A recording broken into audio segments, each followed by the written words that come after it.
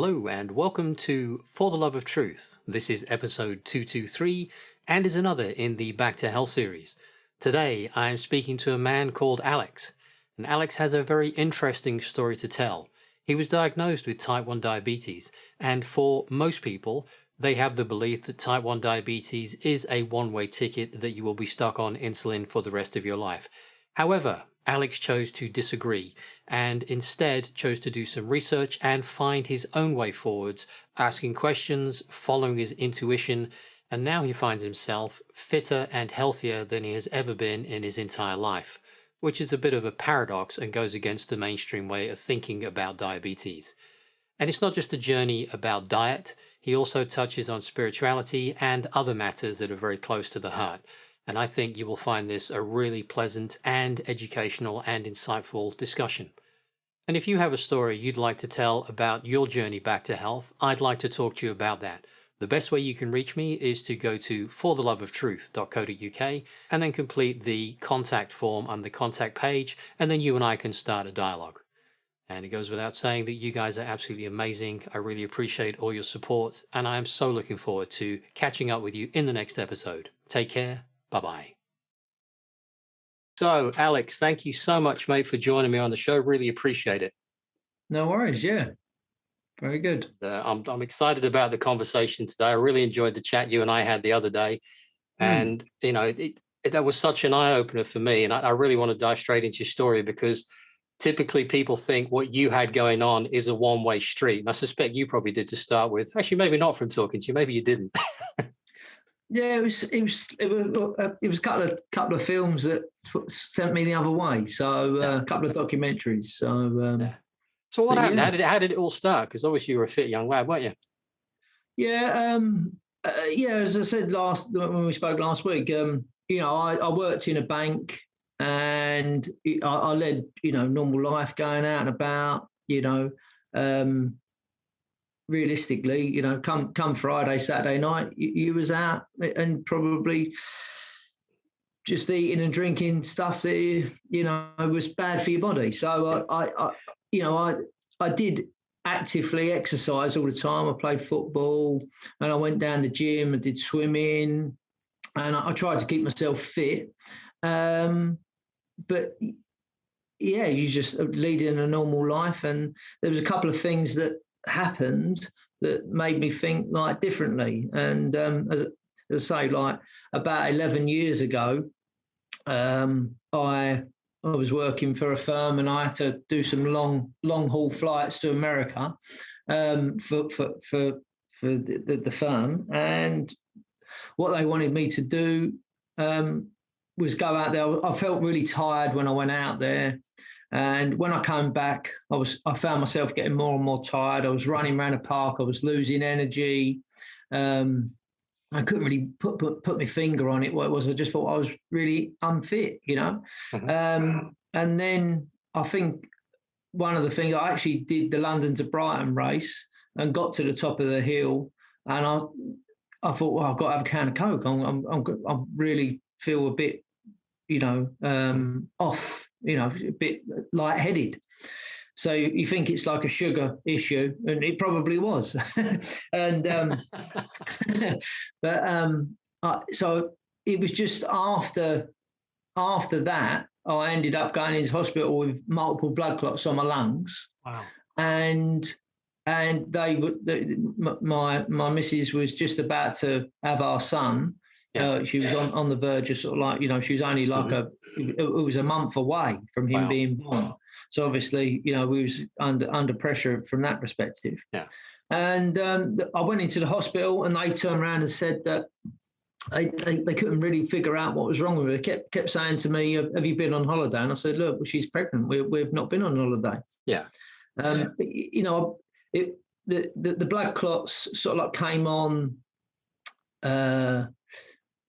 just before going to the hospital. I obviously sort of like I went for a run and I could feel I was getting really fatigued. And then I played football on the Sunday. My legs were like lead weights. Yeah. And then I went to the osteopath on the Tuesday because I thought I'd hurt me back. And then it was just like, there's a couple of things that he said. He said, I think you should go to the doctors. Yeah. And so I ended up struggled to get into the doctors. Yeah. He didn't really want to see me, the doctor at the time. I couldn't get. I said, I'm coming down, and you're seeing me. That's it, full stop. And he turned around and said that you've got a lung infection, which was true.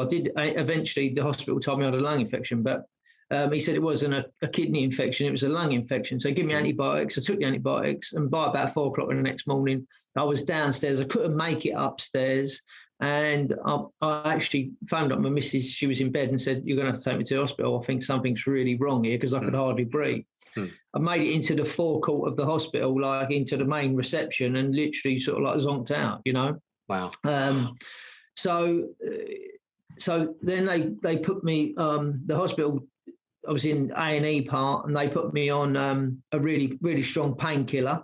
Yeah. And then it started to ease off a bit, and I thought, oh, maybe it is, something muscular, or, done something, breathing. And it just progressively got worse and worse and worse. There was a bit of a funny story to say. So, like, I was in the hospital when I was there, as I say, there for a couple of days, and they was just didn't know what was wrong with me. Kept saying, "As you go, have you been on holiday?" But they didn't ask the question, "Have you flown anywhere?" Yeah. And that come a couple of days later. Yeah. From when the main doctor, the top doctor, saw me. But I had to. I said to them in the morning, I'd either been there 1 or 2 days, and what they was going to do was put all the fluids into my chest to have a look at my chest. Obviously to look for these blood clots. And I've ended up going downstairs. I've had to make my way downstairs. Someone's pushed me down. I could hardly walk. And I've asked them, "Can you get me a drink? Can you get me a drink?" And they come back with one of them little triangular drinks. You know what I mean? I thought, this is not enough. I need a pint of something, a pint of water or something. Give me some orange.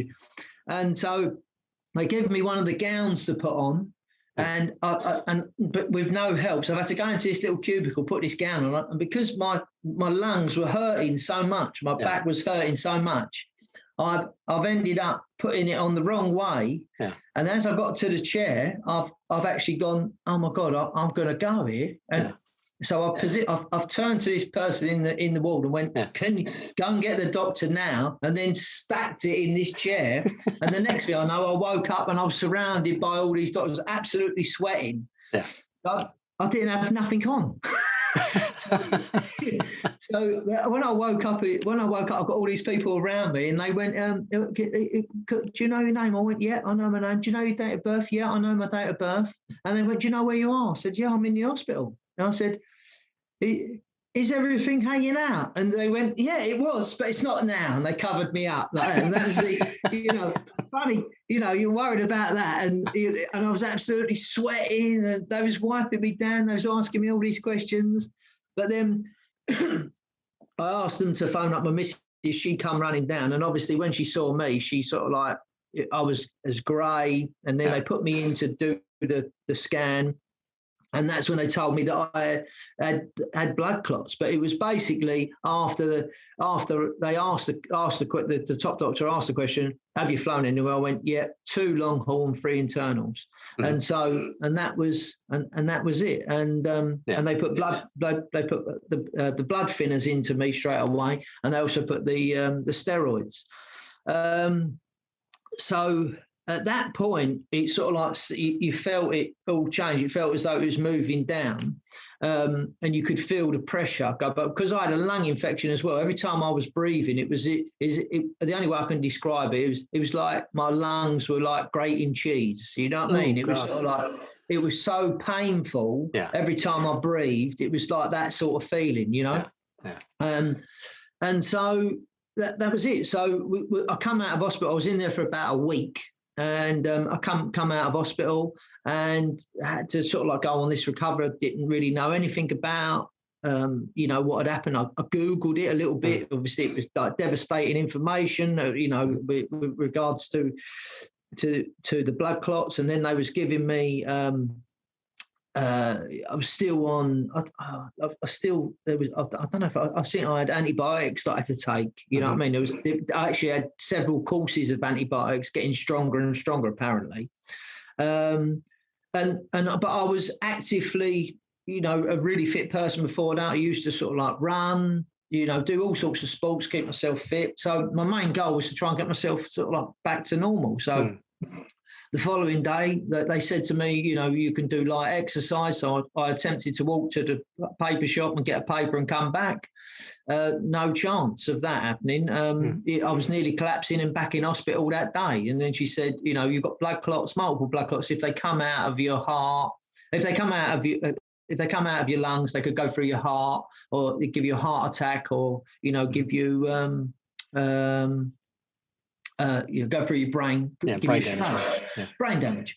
And so obviously it was really, really tough. And the day that I come back round in the hospital, I phoned up Emma and I said, I feel a bit better today. Do you know what I mean? Because I've always had these things going, and she just broke down in tears. And I said, like, what's the matter? She said, well, I think that they told me that you only had we was waiting for you to have a heart attack, and I didn't think you was going to be here today. I said, they didn't tell you that then? They didn't tell me.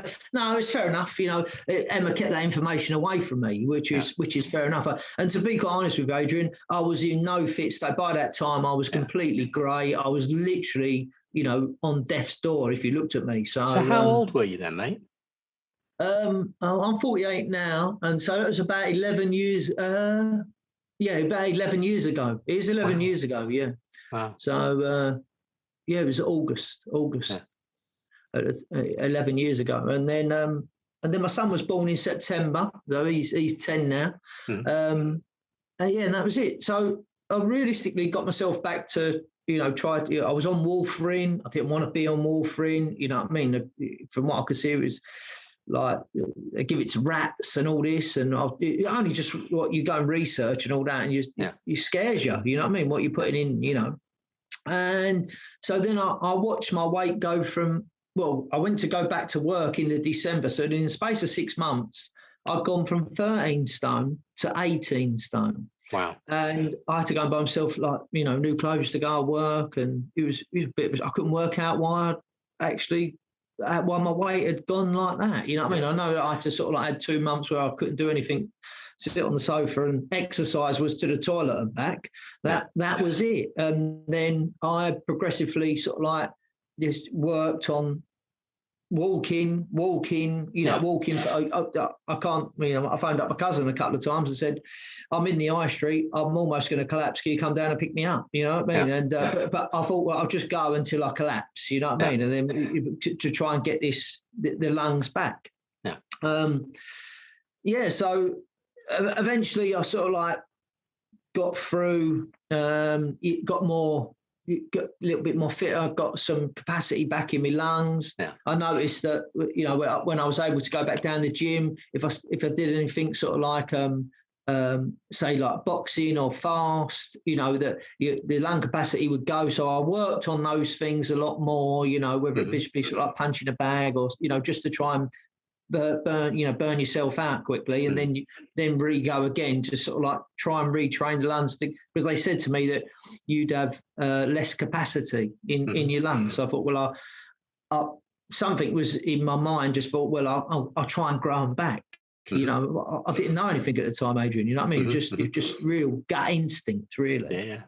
And then so I struggled with my weight after that. I got it down to about 16 and a half. I got it down to about 16 and a half stone. Then I sort of changed the way that I trained, and I got some help with one personal trainer, David, and then I lost.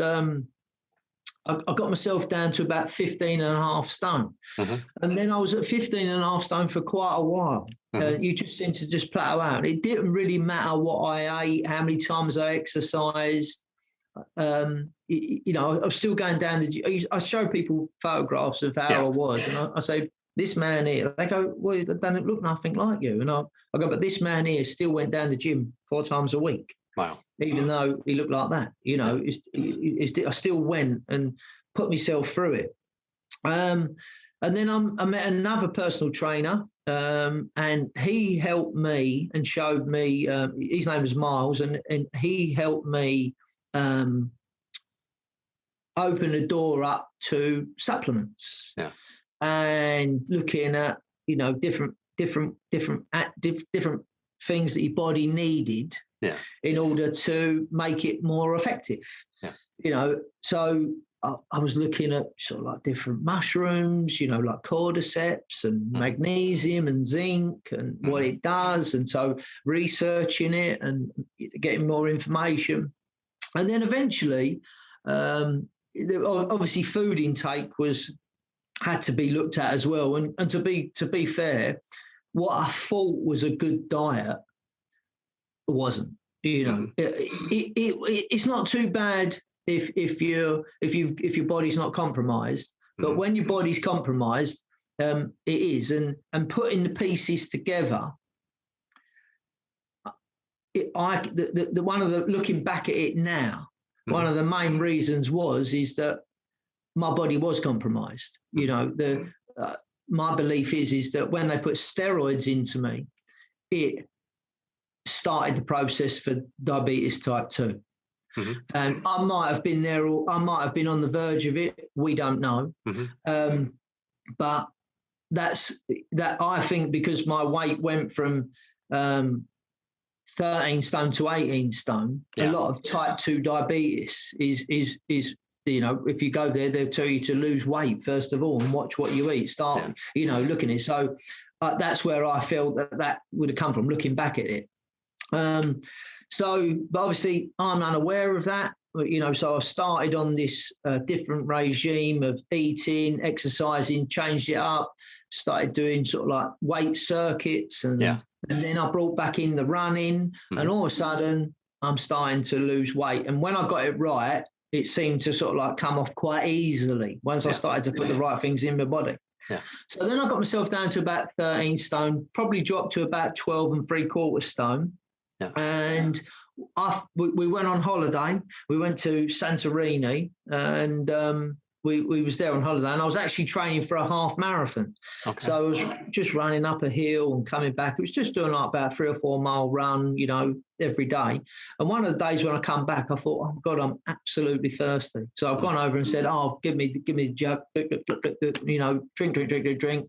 10 minutes later, I've got to have a wee. I'm standing there having a wee for 10 minutes, and then all of a sudden your mouth is sort of like really it's gone again. So I've got to go and get more water. In the end, I'm getting like 2 litres of just knocking it all back, and then 10 minutes later I'm having the wee. I was just constantly up and down, and I got this a bit of an infection as well that I noticed as well. And so when I come back, I tried to look at it sort of like herbally, like naturally, what can I take? Because by that time I wasn't really a great lover of sort of like headache tablets and ibuprofen. I think it's up to people what they want to do, but it wasn't really for me. I try to avoid them if I can. And then it was just, I ended up going to the doctors. And because this infection has come up again, and then they said, oh, we do a blood test. It didn't really say too much. We do a blood test, and 2 weeks later, I got a phone call, and they said, can you come down? We need to see you tomorrow, or immediately. It was the next day. So I said, yeah, no problem. Well, it goes down there in the morning. The woman sort of like said, we need to check your blood sugar. So I went, oh, actually put the thing on my finger. And she said, right, they're off the chart. They're not even on the chart here. So I went, oh. She said, you're diabetic. So, you need to go to the hospital right now, because potentially you might be diabetic type 1. Have you lost weight? And I went, well, yeah, I have. I have lost a little bit of weight, because in actual fact, over my weight had actually gone down to about 11.5 stone. But I've just put that down to the running, because I was training for this half marathon. So, and I hadn't done the running for such a long time. But I hadn't been in a position where I could sustain the running. So I phoned up my missus, and we went to the hospital, and they turned around and said, come in. I've got this referral letter. In we go straight away. They want to check. They did blood tests and and so on and so on. And I'm lying there. I feel at this time really fit. Got nothing in my, but so she's come back in, the doctor, and she turned around and said, right, have you lost weight? Have you done this? Do you exercise? I went, yes, I've lost a bit of weight, but, and so on and so on. She said, well, your blood sugars are at 32, and so obviously that could have fluctuated into the 40s as well. I mean, I can see that now. Like looking back, it depended on what you was eating, and I would have been eating stuff, food that would have given me blood sugar issues, definitely, 100%. And as I say, I thought that I ate okay, and the reason being is because you've got problems already, so it's not the greatest. And she said, we're going to, your blood sugar's at 32, you're type 1 diabetic, we need to give you insulin. And I said, I'm not having insulin. So she said, well, why is that? I said, well, I don't think insulin's any good for you. I said, I don't want insulin. So she said, well, how do you want us to treat you? And I said, well, I don't want you to treat me. I want you to cure me. And she said, and so she said, oh, so I said, well, I'm not having insulin. So then there was a bit of, obviously stumped. Yeah. And then I ended up having an insulin infusion. I agreed to that, which was a drip. Yeah. However they did it. And they took my blood sugars from 32 to 3.5, at 3.5, I started to have a hypo, and it just started off. I started to lose focus while I was sitting. I thought, I can't really focus on this, and all of a sudden I broke out into this sweat, and then I thought, oh my God, I think I'm going to pass out here, and so I'm saying I need food, and so you got to wait around. They come up with a sandwich, which would have done me no favors, straight away. The bread would have been an issue, but they didn't. That's what happened. That's how it was. But looking back at it, now the information I got now is completely different. Yeah. And so I stabilised at around 6 or 7, and they let me go. They let me go. And I said, I'm not having it. They said, well, we want you to come back. I was either the next day, or I think it was the weekend. It was a Friday. They want me to come back on the Monday. Yeah. So I said, on Monday, you come back and we check it all again. I said, okay, then. Obviously, they went skyrocketed straight away. But I left the hospital and said to my missus said to me, are you sure? And I went, yeah. I said, well, all it was, Adrian, I'd watched Sick, Fat and Nearly Dead. I'd watched What the Health, and I'd watched Heal. Yeah. And I hadn't watched it long before. It wasn't as though it was within a month. Within a month, I'd watched these, and I was watching these programs, going, "My God, this is unbelievable! How are these people? You know what I mean? And they're doing it on food, and look at what's happening. You know what I mean? And so, And so she said, "Where should we go?" And I said, "Well, let's go Aldi's." I said, "Fruit and veg, let's go." So that is what we did. I just stacked up the fridge with fruit and veg, and just started to wade through that every day.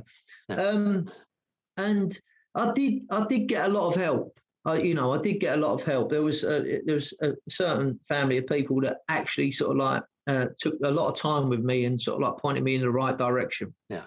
And and so I then had to go on this mission just to learn everything about what I was eating. Yeah. I started to. I'd been given a blood sugar machine by the doctors. Yeah. I was using the blood sugar machine, and I was checking myself sort of 5 or 6 times a day. I was trying to sort of figure out what food did what. I presume you were keeping notes of all this as well. I kept notes. Yeah, I kept notes of all my blood sugars, what I was eating. And gradually, I went back into the hospital on a Monday. Obviously, see, I've now looked at a few things over the weekend, and it was either the Monday or the week, because they kept seeing me for about a week, you know what I mean? A couple of weeks. They wanted intermittently to see me, you know, to just sort of like keep mentioning about the insulin. And one of the nurses, she turned around and said, well, you will need insulin. And I said, listen, can you stop talking about insulin? I'm not having it. So I said, you're not giving my lymphatic system a chance to repair itself, or you're not even looking at that aspect of it. You know what I mean? And I think that I can, you know, let's give it a bit of time. So she said, she actually turned around and she said, well, I'm going to have to go and get the doctor because I don't know what the lymphatic system is. So I went, I said, and I've been diabetic for 2 days, and you told me you've been doing it for 19 years. I said, that don't really make sense. So we got the doctor, and she was good, to be fair. Once we got talking, she wasn't too bad, you know. And then it was, I come away from, I kept having to go back.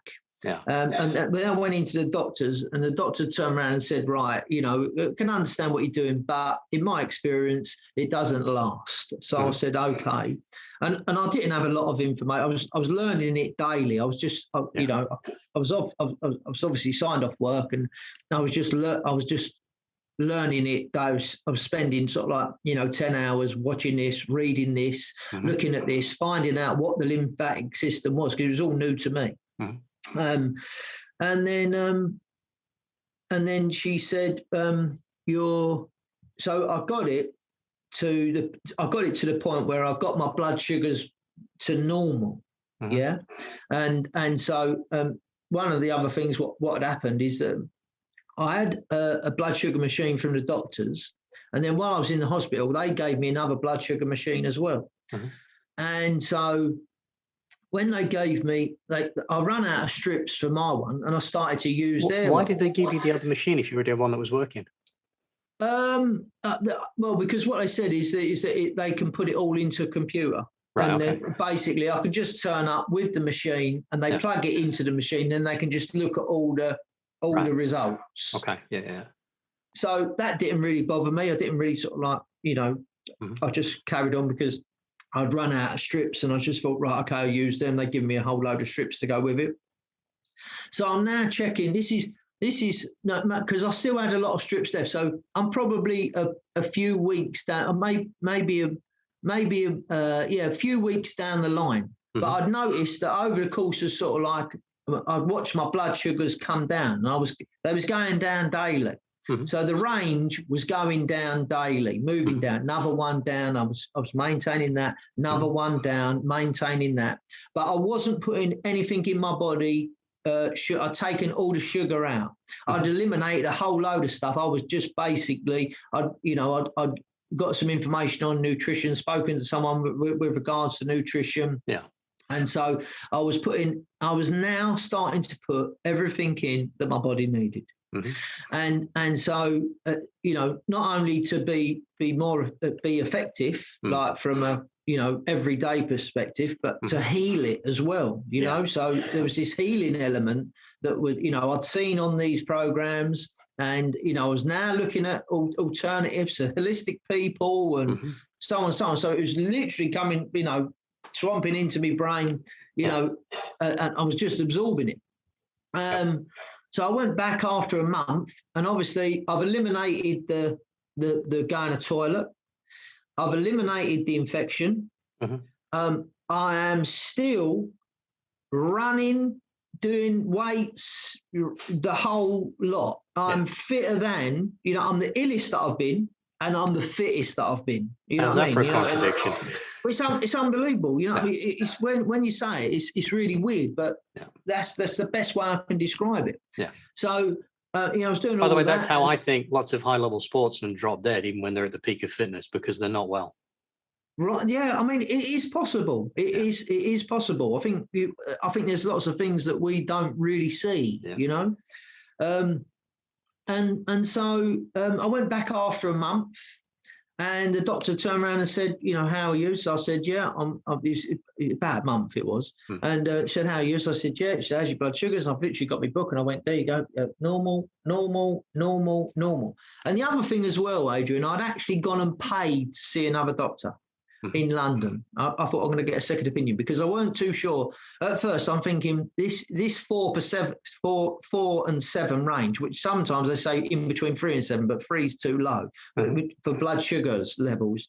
4 and 7 seem to be a long way for me to try and get, So when I spoke to this other doctor, he actually said, he said, there's some doctors out there that go on the 4 to 7. He said, there's a grey area between 7 and 11. He said, there'll be some doctors that will say that you can eat something and go up to 11, and as long as you come back down in sort of like that sort of range, that's okay as well. But it's a grey area. So I thought, okay. But obviously I paid for that information. I went and paid, to see him and get the information because I was sort of like, I needed to find out, for what the medical people were telling me. Yeah.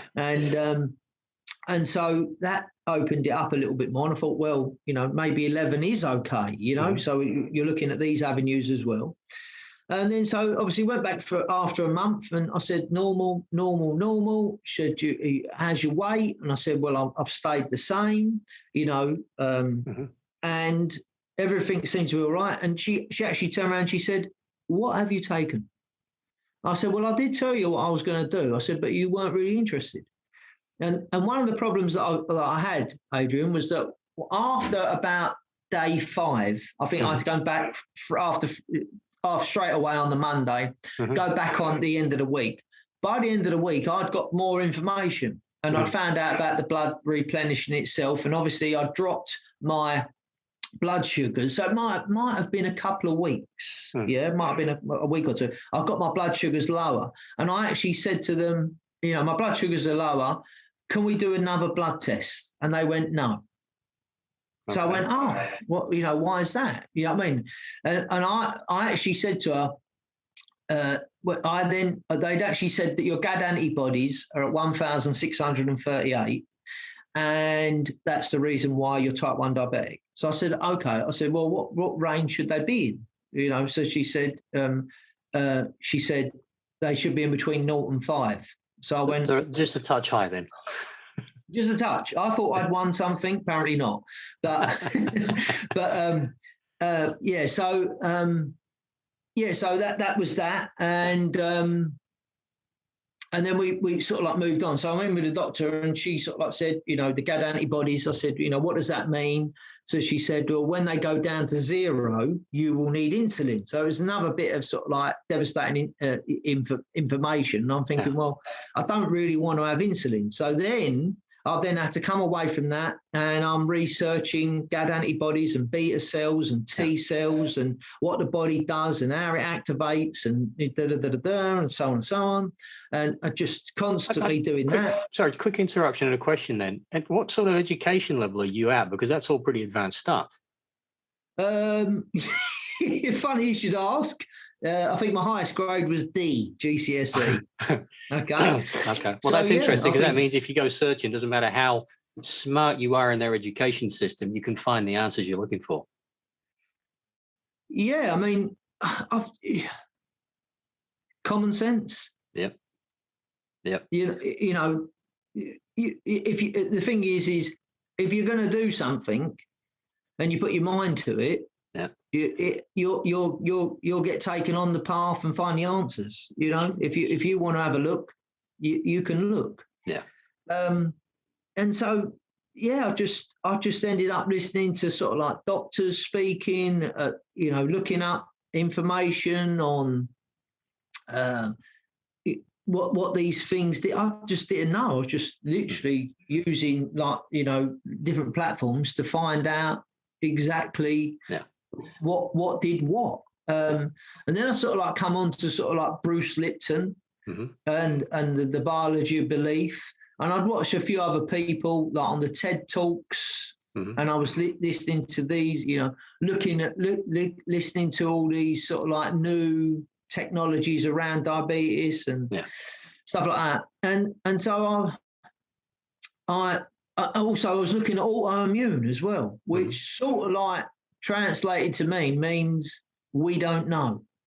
And so and that's just realistically that is it, because that's in my mind I was thinking, well, what is autoimmune? And it is the body reacting in a different way, and there's nothing out there to stop it. So it's the unknown. Okay, it's the unknown. So let's deal with that. So then I looked at a whole. I looked at there's a guy out there called Jonathan Otto, and he sends gives loads of information to people. And I looked at different books and health books, and Emma's buying me stuff, and to look at and find out, and I ended up doing courses and stuff like that, and which was interesting. And then I wrote out this. I'm piecing all the information together. Yeah. And I'm listening to all these different various things, and I'm obviously taking on board what I'd learned from the supplements previously to sort of like what your body needs. Yeah. Taking that all on board and what these different plants and herbs, spices, mushrooms, algae, what they all do. And I ended up making a list. And I said to my missus that, I think that if I take this, I might beat this autoimmune. So we bought it. It cost me 270 quid. I took all the supplements and I went back to the hospital, which was approximately sort of like 5 months later, and for my next checkup. Yeah. And she said, they did new blood tests. Yeah. And so they did a blood test, which sort of like give them about sort of like 20 different results. Yeah. And they couldn't associate me with diabetes. And in the meantime, when I say that, it was sort of like they're looking for my levels to be,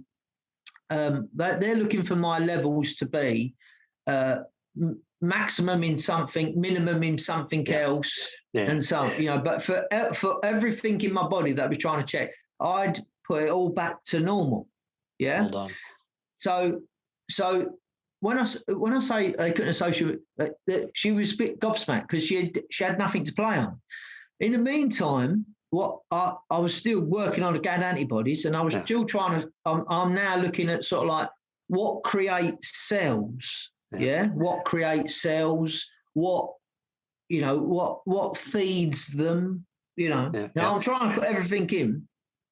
And so I'd gone and had two private blood tests done online. So I'd gone to the hospital, had it all drawn out. They sent it all off and got my results back. So I'd taken on board what she said, that if my blood sugars go from 1,638 to 0, I would need insulin. Yeah. Well, I had my blood tested. And and this was specifically for the GAD antibodies. Yeah. And they'd gone down to 17. That's a hell of a jump. But I'm not a doctor, so I don't know whether the measurements are the same. You know what I mean? Is it in, is it in grams, or is it that in milliliters? You know what I mean? I don't know. So I've just got that information. But what I did find out is that every 90 days, your blood replenishes. You create new blood. Yeah. And so I thought, right, I'll get it done again. So I left it a period of time and got it done again. And the GAD antibodies were at 25. So I thought, well, I'm no longer destroying cells. Yep. I've actually created them. So I thought, well, let's see what she says. So we're back in after 6 months. How is everything? And I again pulled out the book, normal, a little bit higher there, but normal, back to normal. And she said, right, okay. She said, what have you taken? I said that to her, and then she said, I wanted to ask you about these GAD antibodies. She said, yeah. So I said, what is it? She said, well, when they go down to 0, you will need insulin. So I said, well, in your opinion, how long will it take for me for these GAD antibodies to go down to 0? She said, well, we can't really say for sure, but as an estimation, between 3 and 5 years, they should sort of like replenish. So I said, well, I need to show you something. So I pulled out my phone and I said, I've had blood tests done. I said, because I didn't give them anything because they didn't help me. I'd never give them anything after that. No more blood, no more wee samples and stuff like that. I didn't give them anything. I just said, you're not having anything. You can have me weight and you can check me height. You know what I mean? And that's it. And so I said, I need you to have a look at this. So I said, is that the same measurement as what you're saying? She said, yeah, it is. So I said, well, can you explain? You said I've gone from 1,638 and that says I've gone to 17. I said, which is still too high, but it's a lot better than 1,638. She said, yeah. So she said, well, when it, I said, but then I've had it tested again and it's gone up to 25. I said, so does that tell you that my body is healing itself? She went, well, we got no guarantees on the GAD antibodies. It's not, and I thought, I'm sitting there thinking, but you told me that this was, this was the be all and end all. Yeah. And now you're saying that the information ain't that great. Yeah. So I was thinking, so I've come away and she just said, basically, come back in another 6 months' time. Sorry. Which I did.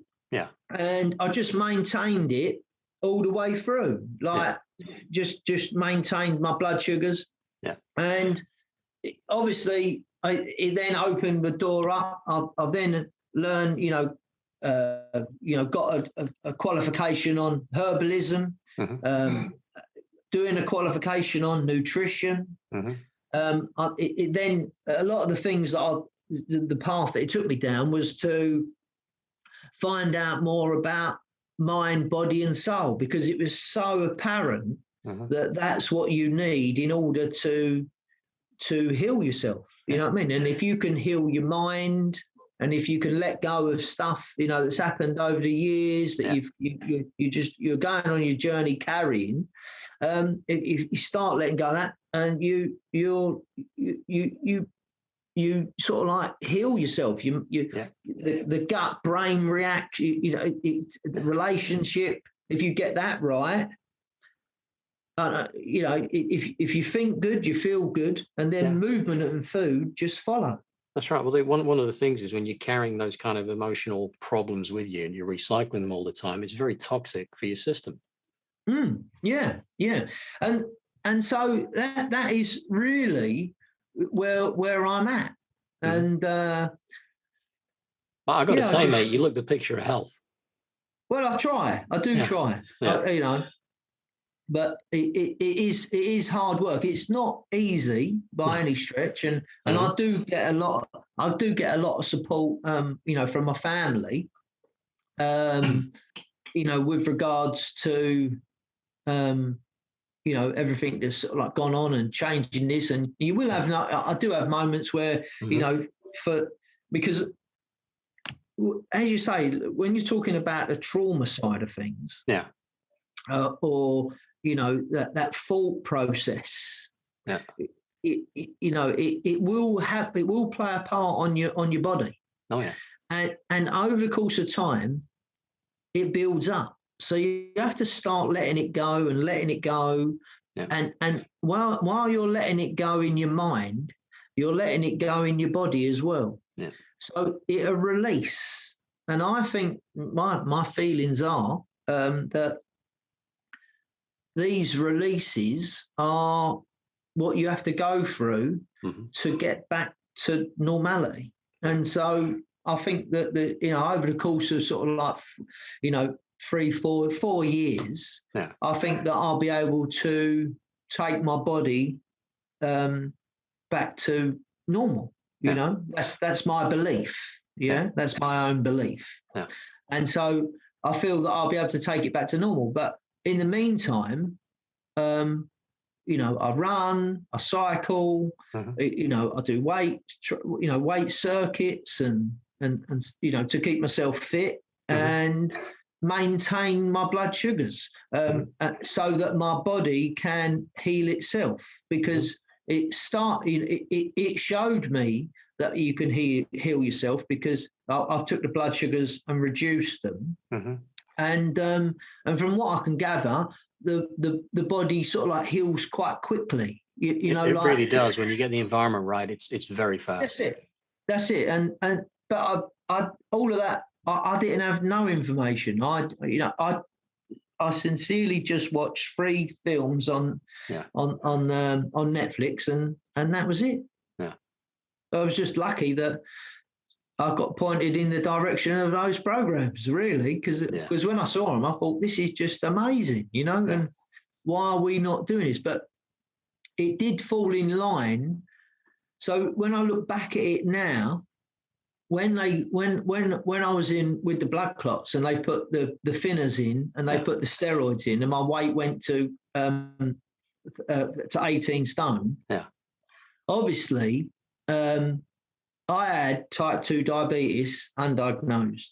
It's pretty obvious to me. I did actually mention this to the doctor in the hospital. I said that, you know, I had the blood clots before, my weight went like that. I said, because you're asking about the weight loss yeah, for type 1, would it be fair to say that, you know, I would have had type 2 diabetes because my weight went from 13 stone to 18 stone?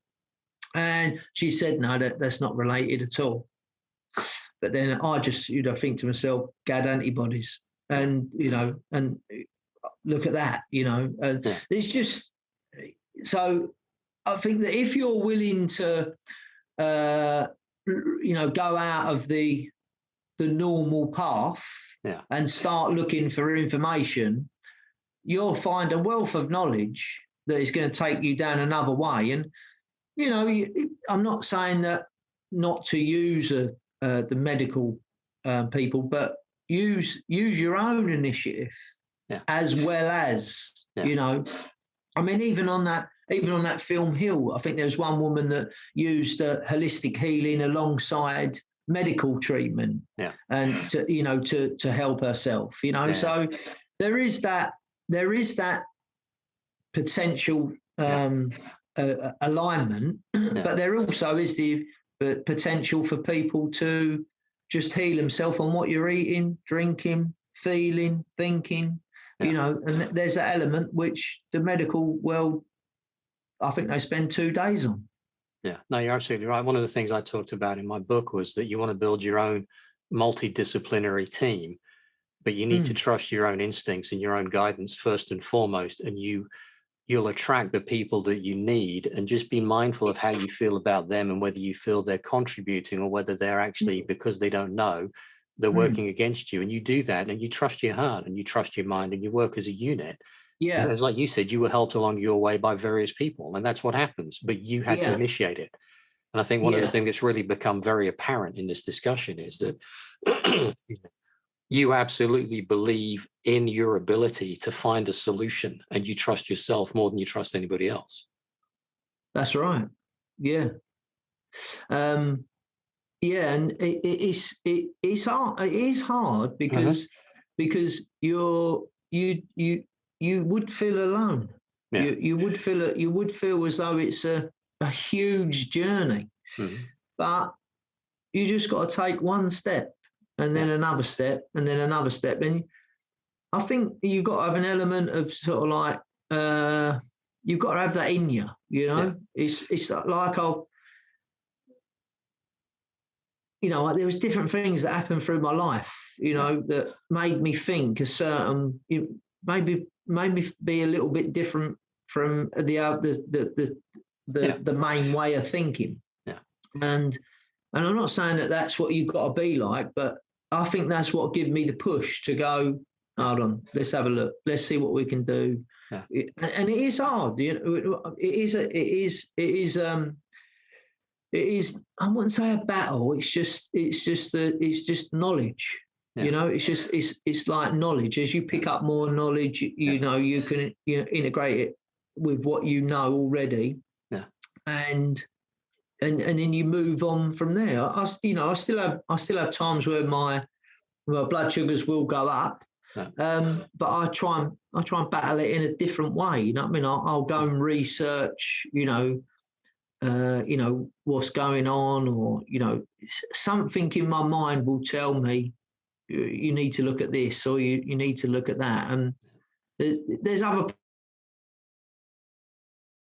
people you can ask as well. And it's really funny that, you know, I looked at a couple of different like herbs, supplements, and then I phoned up one of my friends, and is the connection still right there? Yeah. It came back here, went funny for a bit. Right.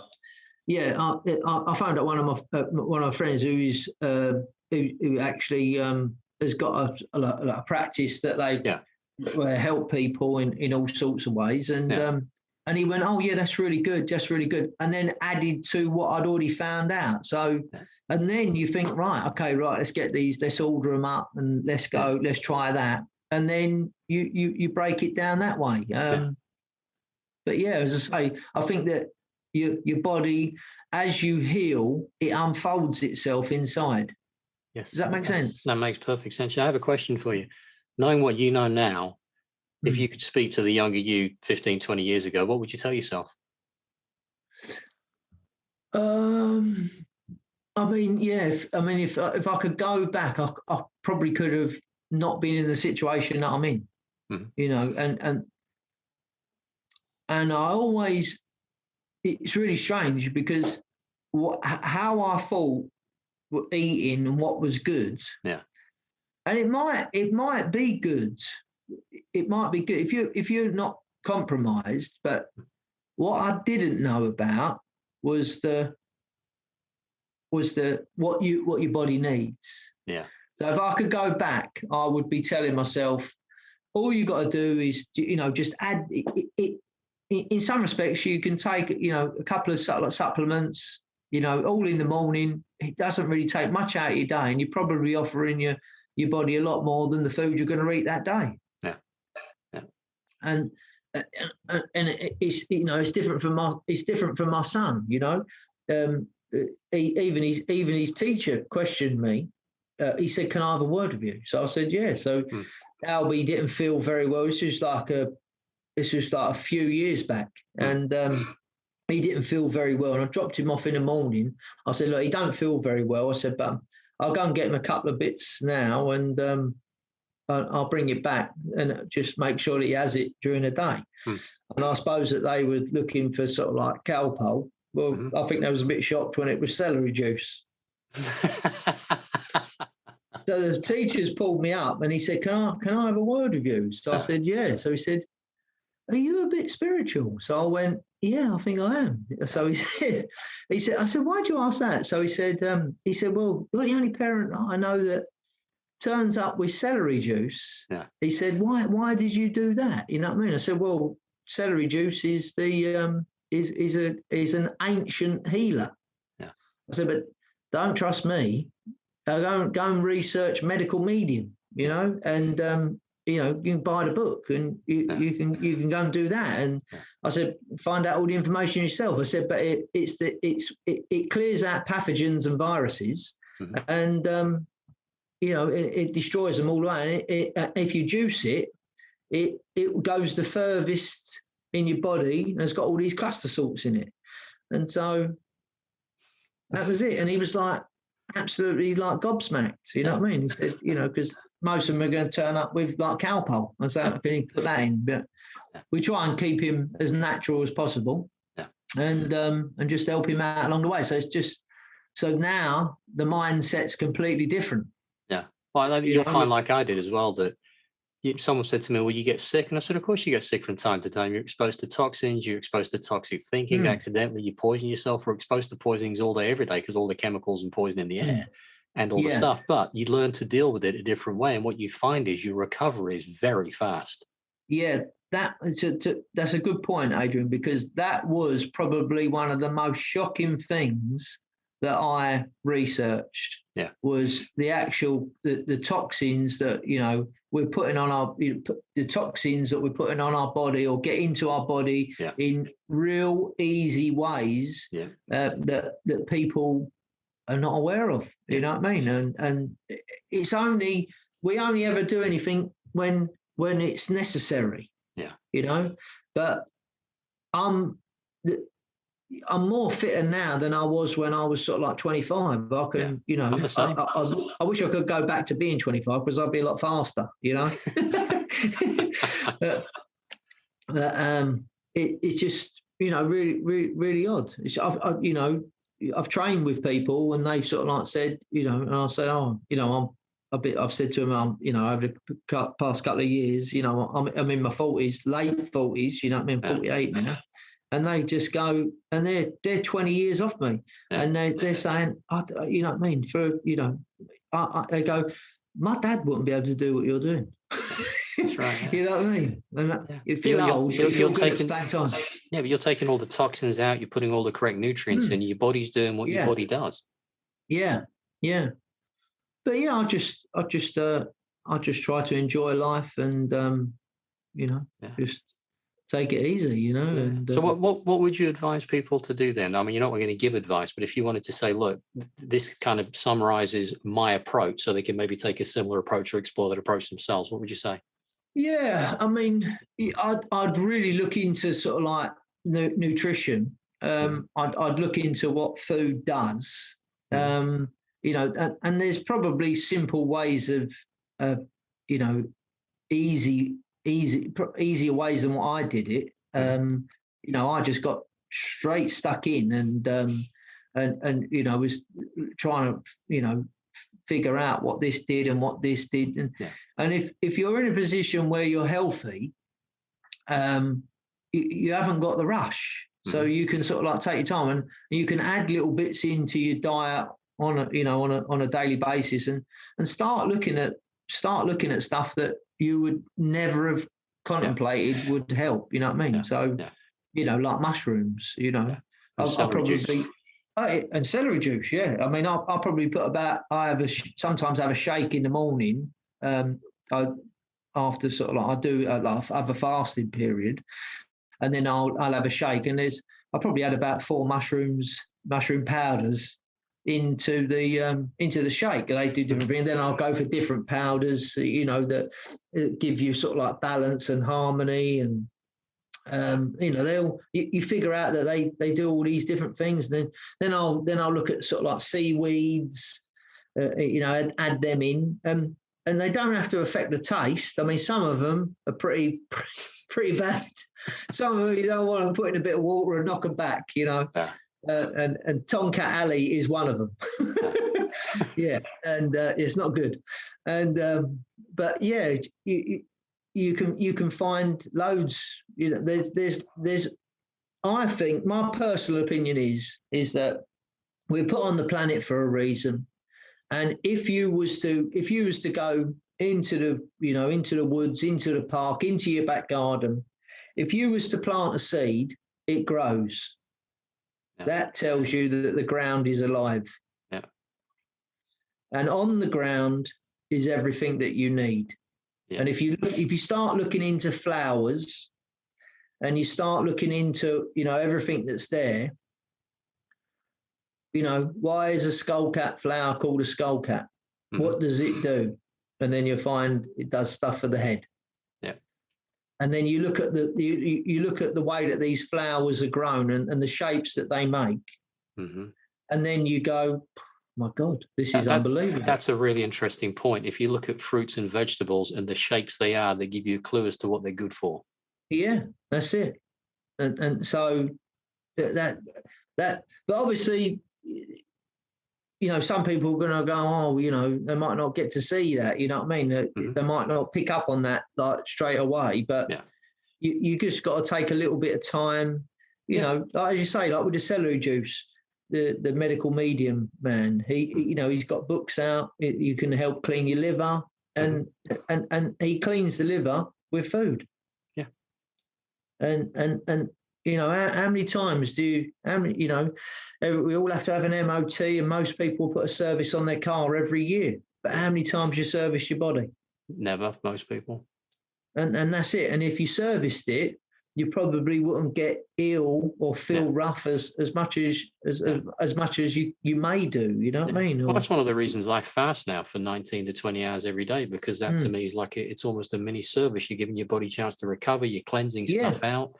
And it all helps as part of your daily routine. I'm not suggesting people have to do to that level if they don't want, but it's something that for me, I feel better eating in that small time window. I eat quite a lot of food, otherwise I lose more weight. I don't want to lose any more weight. But it's just you find your own balance, you find your own rhythm with this. You say, well, that's Mm. there's a good book, by the way, on plants. Hold on a sec. This one here. Oh, yeah. Yeah, which has got all the different plants in, what they look like, Yeah. where to find them, what they do. I'll have a look at that. Yeah. Yeah. Yeah, I'll send you a link for it. Yeah, please. Yeah. But yeah, there's all sorts of stuff that people can find their way with this kind of information. But a lot of this is just step out there and have a try of it. See what it works, because you'll find that little things make an enormous difference. And you think, how can that be? Like you said on the films, as you get more kind of you clean your body out more, you feel better. You're more aware then of when you're putting a problem in. You're not all kind of cruddied up. It's like if your car's not running right, you don't notice when something else goes wrong. But if it's running absolutely pristine, you'll notice the odd hiccup and things that aren't right with it. And your body's exactly the same. And our job really is just to keep releasing stuff so that we will naturally heal. And the more that you let go and don't carry, the better you're going to get. But there will be a healing thing where you're going to push some junk out. That has to be taken out. Yeah. And you'll have to give a little bit of a warning there at the same time, because you want to try these things bit by bit by bit, because if you put everything in, everything comes out. So yeah, you ain't kidding. You ain't kidding. That, So that is one of the things that you got to well, I still have that even now. I still, every once in a while, you lose some stuff and you're like, what on earth and where did that come from? What happened? Yeah. What happened there? Thank God that's gone. Yeah, and how much damage was that doing? Because you can normally start to feel really very soon before all that evacuation of toxins happens. And then after it's gone, it's like, oh, I feel so much better. Yeah. The funny thing is as well, Adrian, is that I don't really, before I would have been bloated, I would have been lethargic. I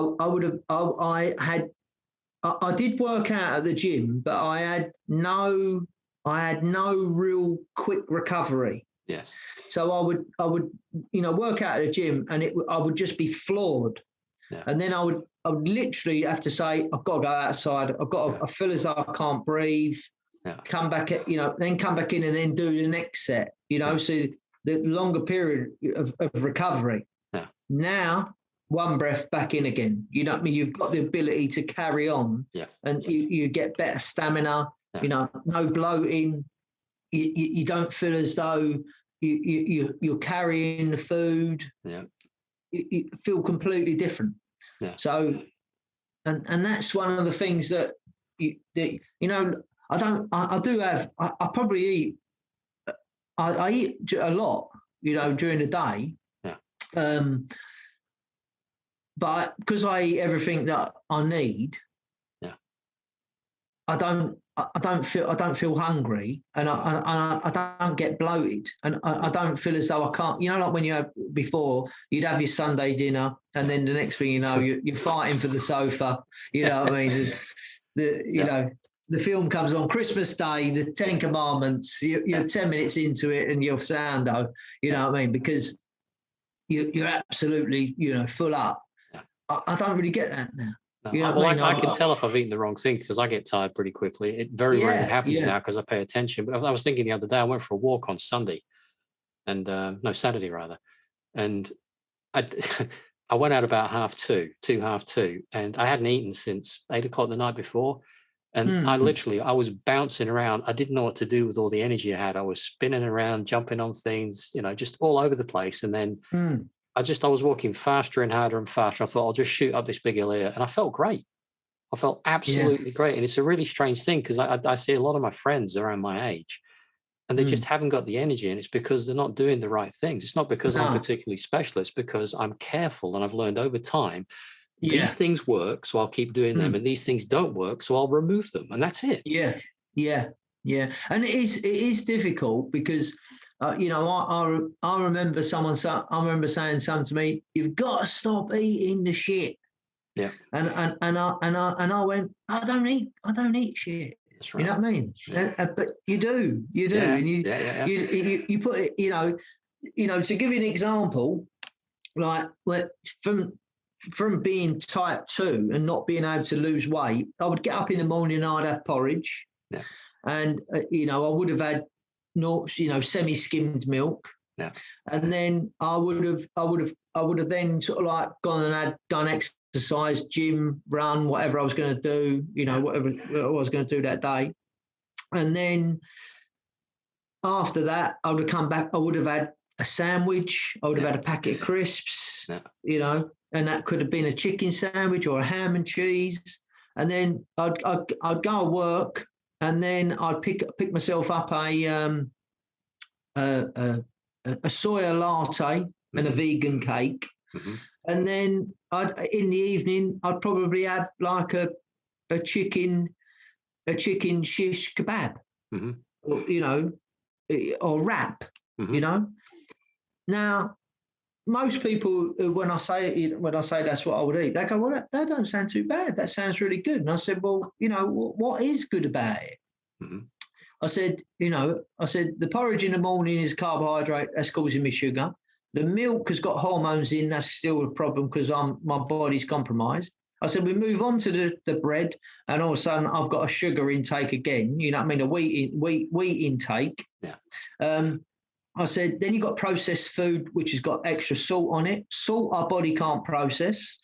And you've got a packet of crisps, not really going to do you any good. Fat content, what they've been cooked in. More potatoes as well. So starch, sugar. And then I'm having a soya latte. We don't really process soya that well. The vegan cake, as much as it is really nice, it's going to have sugar in it. It's going to have other contents in it.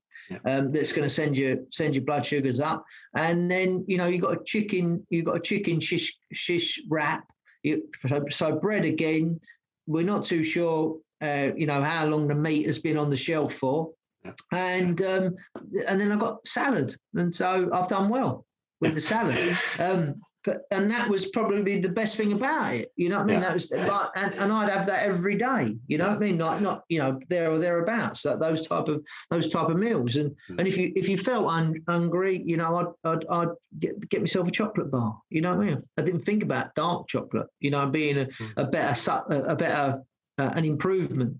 You just we get that, and that's it. And a lot of people sort of like go for coffee in the morning because they think, right, I'll have a cup of coffee, I'll wake up. They don't really know that it depletes B12, which is your energy levels. So, but I've been doing it for years, you know what I mean? Like with all the coffee shops, you go in there and have your latte in the morning, and you think, yeah, it's great. I'm on my way. I can wake up now a bit and not really realise it's probably having a bit of an adverse effect. Yeah, you punch yourself with the caffeine, but you've depleted something else. And it's also diuretic. Don't get me wrong, Adrian. I'd love to go back and be able to, to have a cheat day. Like a cheat day where I can have a cheesecake or something like that. But I just don't do it now. I'd rather get my body back to where it was, and then. I can make my decisions then, you know what I mean? But I cut everything out. It was literally the day after that hospital, I started to learn. And as I learned quick because I had to. And from then on, I just sort of like cut out. Mm-hmm. Right. I have to say, mate, that was a fantastic conversation. And thank you so much. It was enlightening and really enjoyable. And I love the way you put stuff. And I like the way you stand your ground and say, no, I'm not having your insulin. Yeah, they kept going on about the insulin as well. And I had to say to her, can you stop talking about insulin? I'm not having insulin. Can you stop talking about it? Don't mention it anymore. You're annoying me.